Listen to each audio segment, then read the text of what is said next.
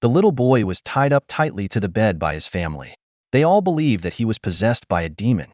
But Anna, a time traveler from the modern world, immediately recognized that the child was showing symptoms of food poisoning. At that moment, the boy's mother entered the room, accompanied by a priest. They were about to perform an exorcism.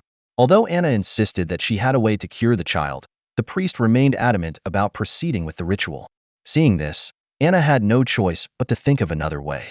As a doctor, she couldn't stand by and let the child suffer. However, her immediate priority was to find the source of the poisoning.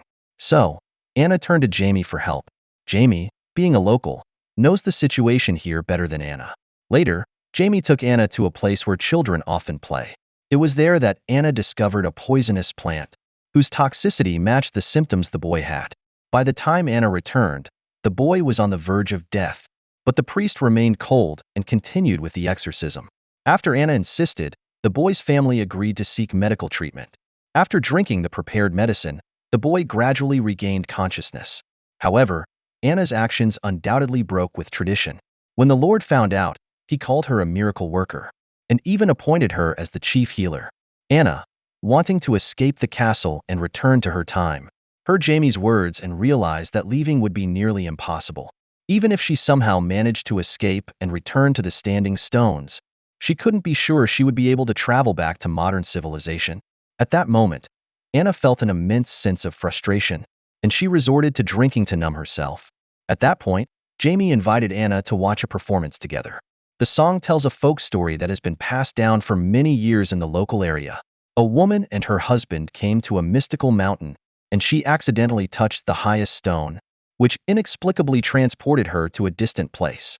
During that time, she lived among strangers, but eventually became lovers and friends with them.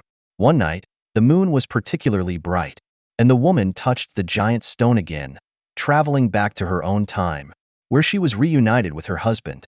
This legend undoubtedly tells the story of Anna's experience, with the first half being identical to what she went through, and the latter part, where the woman returns home and reunites with her husband, is exactly what Anna hopes for. She firmly believes that this will happen. At this moment, Anna suddenly felt much lighter in her heart. She knew she couldn't stay here any longer. She had to escape the castle and return to the Standing Stones, even if it meant dying in the process. In the following days, Anna would use her time playing with the children to scout the terrain around the castle. But no matter what, two followers were always keeping watch. Even so, during this time, Anna found two potential escape routes, and she marked them along the way. She had already come up with a meticulous plan. Now, the only problem was dealing with the two followers trailing her.